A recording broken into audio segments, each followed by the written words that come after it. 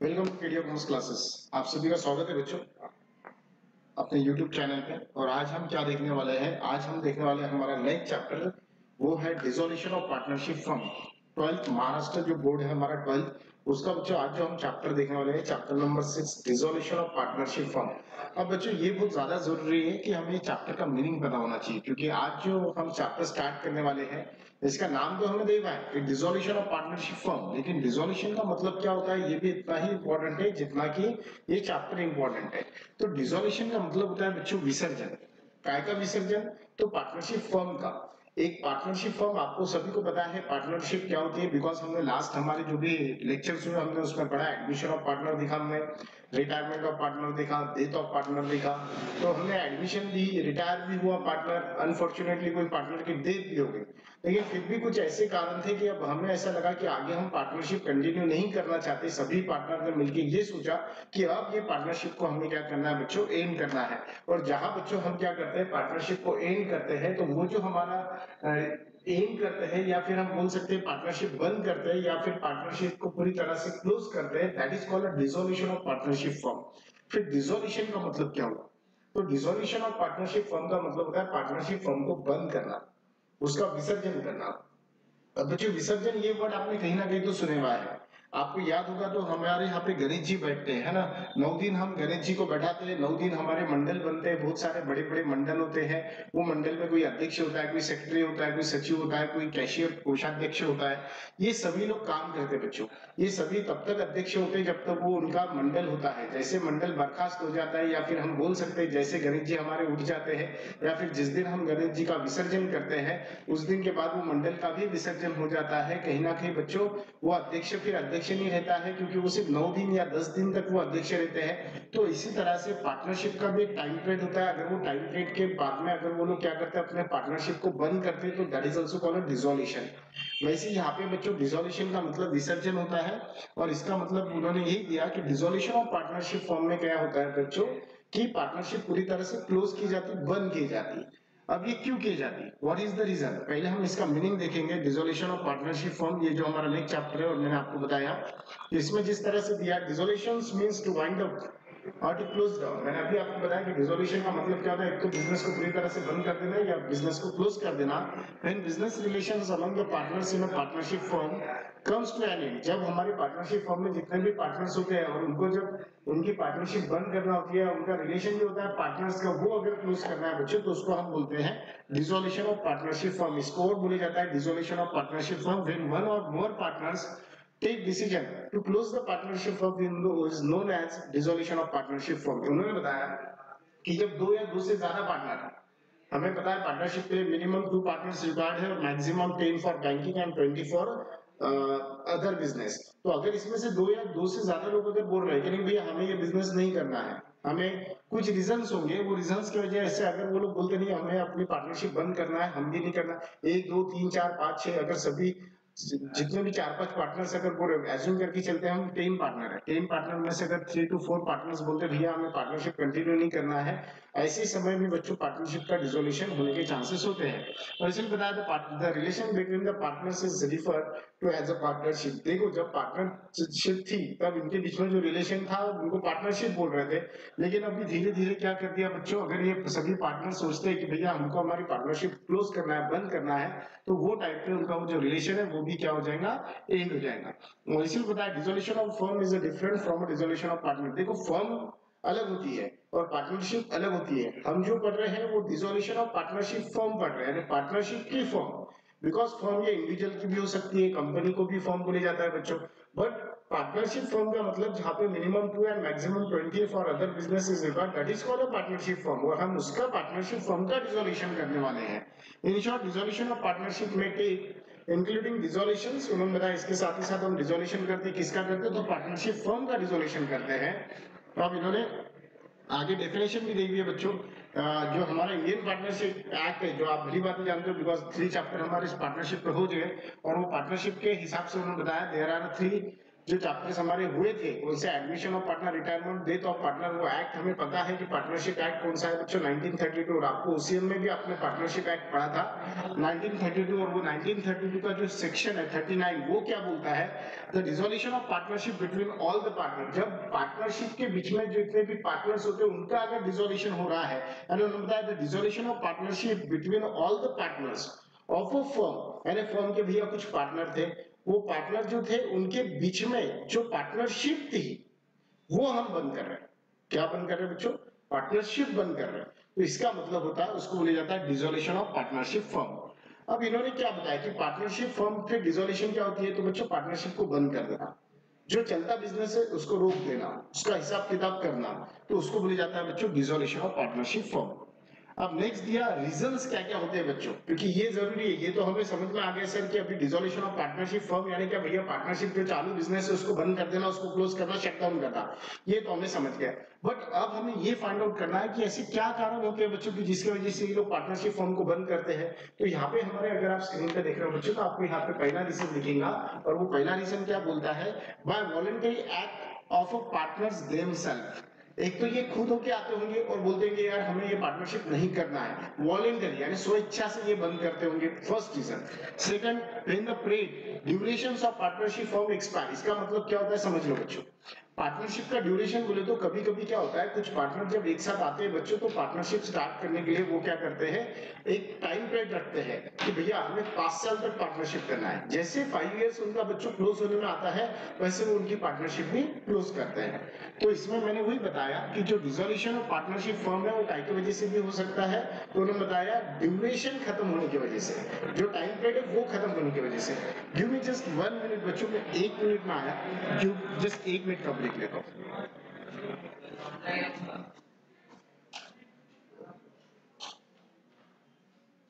Sir इनको भेज दो, इनके सारे पिक्चर होंगे। चलो बेटा, आपके ऑनलाइन में लेते हैं। अरे वो तो बता नहीं करें हम लोग, क्योंकि पिक्चर छोटे आना पड़ रहा है, वहाँ पे पिक्चर वेट कर रहे हैं। चलो चलो हम बता नहीं करें, चलो चलो।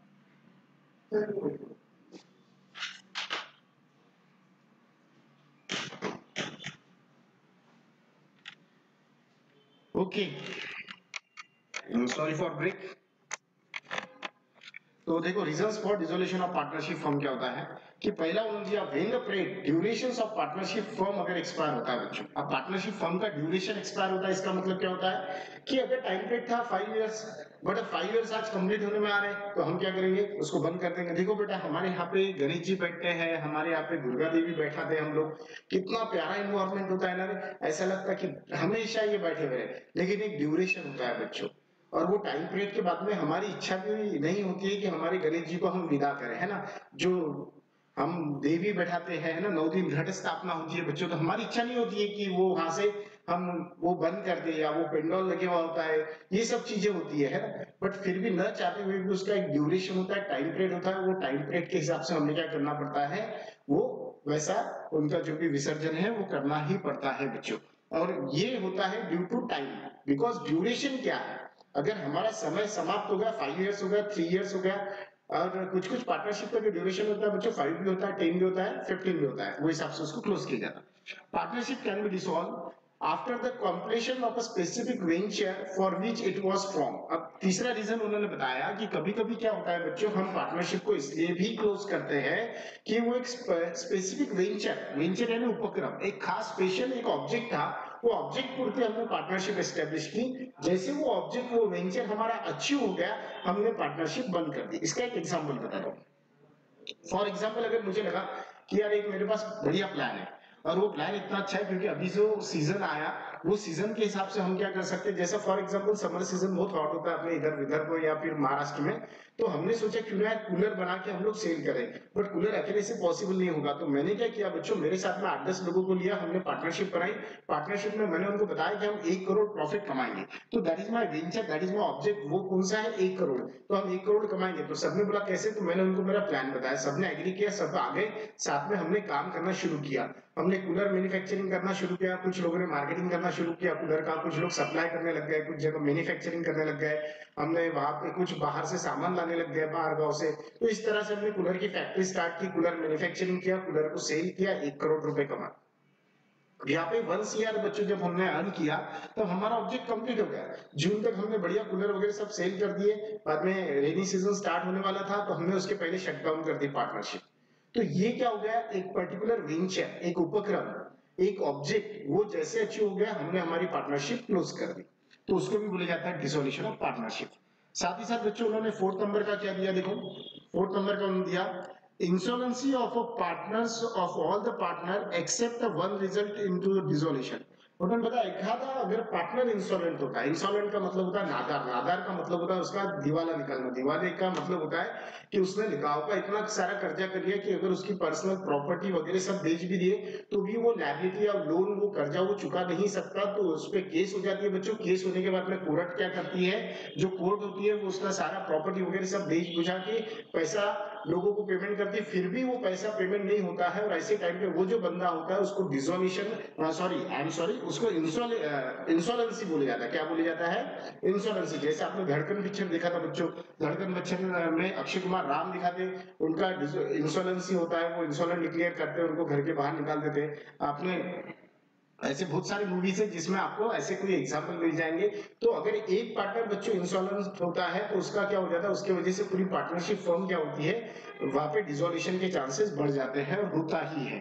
बाद में दिया 5th नंबर, ये तो बहुत ज्यादा बड़ा पॉइंट है, जिस जो रीजन है डिसोल्यूशन का, और वो रीजन क्या है बताया उन्होंने, वो रीजन बताया उन्होंने इलीगल और unlawful business activity resulted into dissolution, कि इलीगल और unlawful business activities resulted into dissolution. कि अगर इलीगल एक्टिविटी होती है बच्चों, अभी देखो हम लोगों ने क्या किया था, कूलर बनाने की फैक्ट्री स्टार्ट की थी। अब कूलर के साथ में हमने क्या कर दिया, हमने वहां पे अभी महाराष्ट्र में स्पेशली अगर गुटखा बंदी है बच्चों, थर्माकोल बंदी है, कैरी बैग बंद है बच्चों, है ना, और प्लास्टिक आइटम बंद है, थर्माकोल आइटम बंद है, बिकॉज हमारे महाराष्ट्र के जो सीएम थे उन्होंने क्या किया, इन्होंने ये सब चीजों पे पाबंदी लगाई, है ना। बट लेकिन हम फिर भी क्या कर रहे हैं बच्चों, गुटखा, हम टोबैकोस वगैरह गुटखा सेल कर रहे हैं कूलर के इसमें, साथ ही साथ हम क्या कर रहे हैं बच्चों, थर्माकोल भी बेच रहे हैं हम लोग, उसके बाद में थर्माकोल के डिस्पोजेबल सेल कर रहे हैं। तो ये इलीगल एक्टिविटी है, बिकॉज हमारा इलीगल आप बोलोगे सर ये गलत थोड़ी ना है बच्चों, जो चीज बैन हो जाती है वो अगर चीज आप सेल करते हो तो उसको इलीगल बोले जाता। तो फिर वो टाइम पे अगर कोई इलीगल केस अगर पकड़े जाता है, हम पे केस होती है, तो भी वो टाइम भी जैसा होता है इलीगल एक्टिविटी के तहत हम लोगों को क्या करना पड़ेगा, हमारा बिजनेस बंद करना पड़ेगा। Is that clear? तो वो टाइम पे भी डिसोल्यूशन ऑफ पार्टनरशिप फॉर्म होता है। या फिर उन्होंने दिया partnership at the wheel can be dissolve by giving notice of 14 days. या फिर पार्टनरशिप क्या करते हैं, उनके बिल के हिसाब से वो क्या करते हैं, can be dissolve by giving a notice of 14 days, 14 दिन की नोटिस दी जाती है सभी पार्टनर्स को कि यार ऐसा ऐसा हम इसको क्लोज करने वाले हैं, और वो 14 डेज में अगर किसी को भी प्रॉब्लम होगा तो बताओ, अदरवाइज वो क्लोज करते हैं। तो ये कुछ रीजंस होते हैं बच्चों जिसके वजह से एक आधे, और ये भी रीजन है कभी कभी बच्चों डेथ अगर होती है पार्टनर्स की तो भी क्लोज किया जाता है, जैसा आपने लास्ट लेक्चर में पढ़ा था डेथ ऑफ पार्टनर। बट वहां पे वो चैप्टर जो था बच्चों डेथ ऑफ पार्टनर, उसमें बाकी दो पार्टनर रिमेनिंग कंटिन्यू कर रहे थे। पर एक आधी बार ऐसा होता है कि अगर कोई पार्टनर की डेथ हो जाती है तो डेथ के कारण भी क्या होता है, वो पार्टनरशिप क्लोज कर सकते हैं, समझा। या पार्टनर्स में डिस्प्यूट होता है कि एक पार्टनर है, वो एक पार्टनर को आप वर्क ज्यादा कर रहे हैं, दूसरा पार्टनर कम काम कर रहा है, या लोड इस पे वर्किंग का ज्यादा है उस पे नहीं आया, तो डिस्प्यूट भी एक बहुत बड़ा मेजर प्रॉब्लम होता है बच्चों, जो पार्टनरशिप को क्लोज कर सकता है। तो ये सारे रीजंस हमने देखे कि जिसकी वजह से पार्टनरशिप फॉर्म क्लोज होती है। अब सर फिर हम क्या देखने वाले कि इसमें अकाउंट कैसे बनाते हैं और कितने बनते हैं।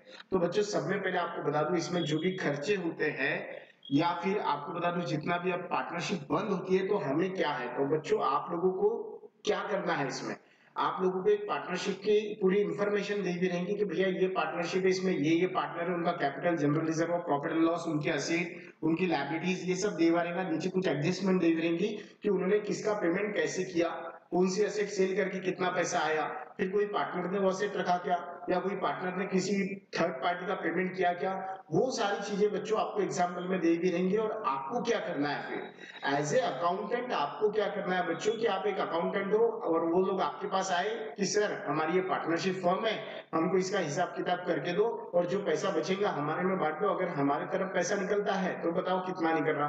तो इसका मतलब ये हुआ बच्चों, इस ये डिसोल्यूशन ऑफ पार्टनरशिप फर्म में आपको क्या करना है, आपको वो पार्टनरशिप को बंद करना है। बंद करने के बाद उसका हिसाब कैसे होगा, उसका अकाउंट कैसे मेंटेन करोगे, वो आपको इस साल है।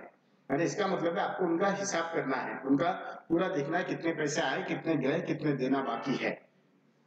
अब उन्होंने बताया to inform it this all the assets are realized and the proceeds from it are to be paid for the liabilities and of the partnership firm।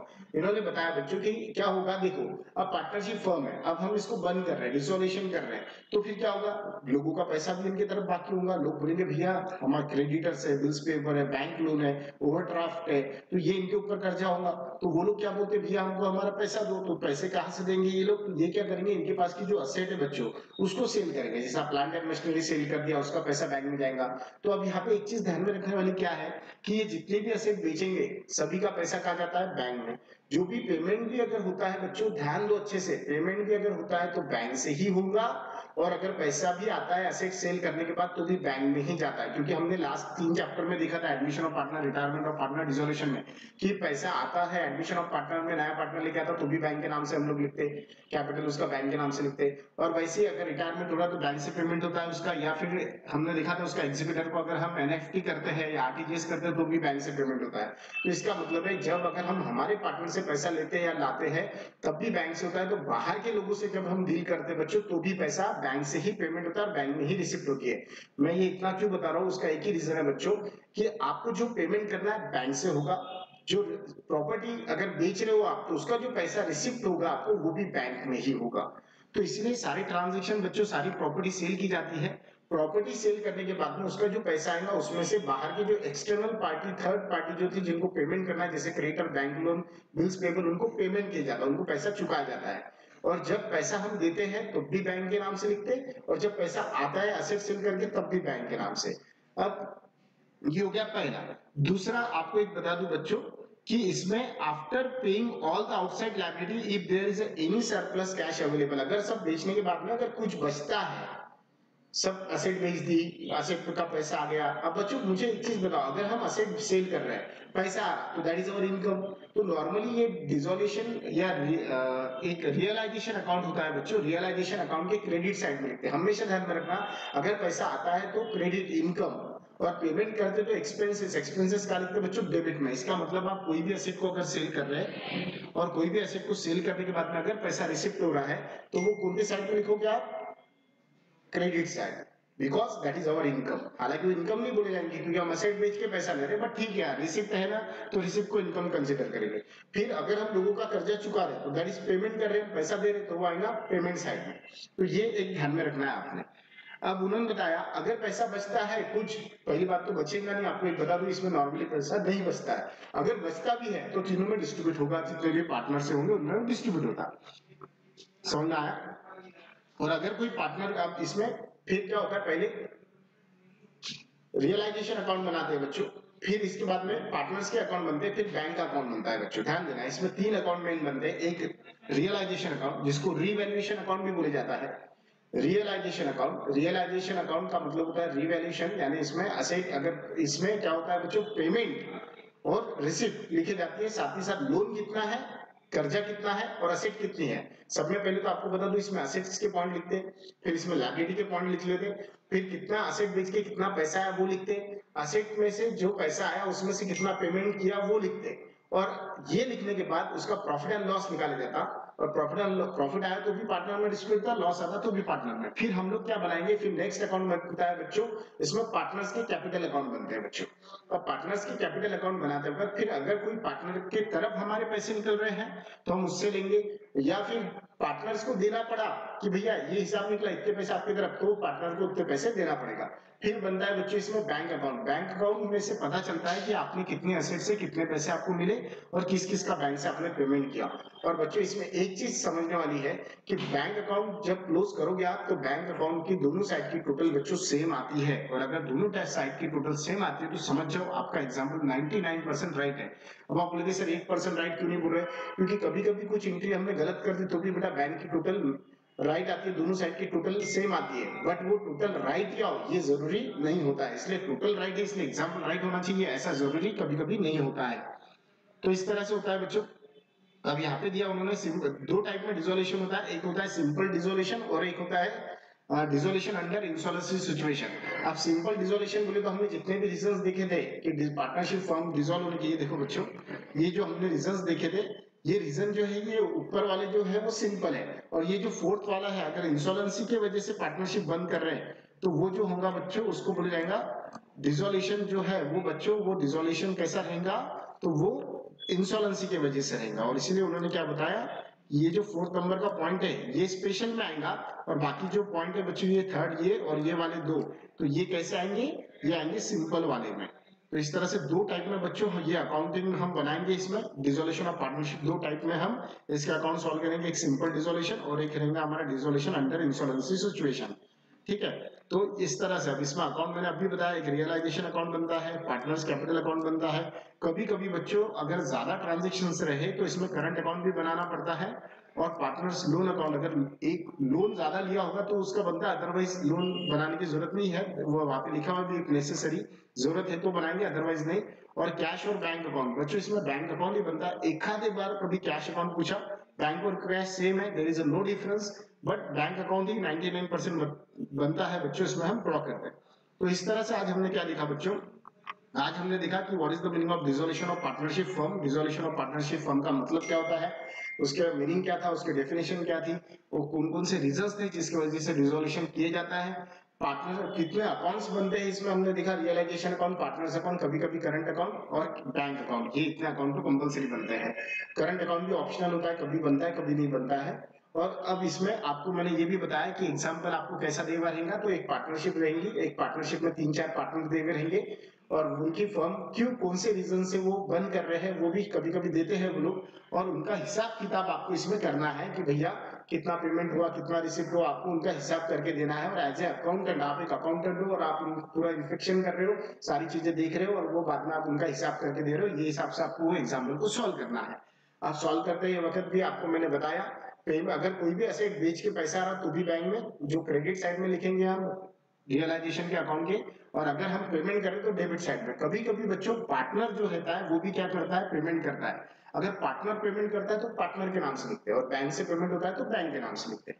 अगर कोई पार्टनर असेट रखता है तो वो भी पार्टनर के नाम से। तो ये कैसा होता है, क्या होता है, ये सब हम कल के एग्जाम्पल में देखेंगे। आई होप आपको यहाँ तक समझ में आया होगा। Thank you very much, have a nice day.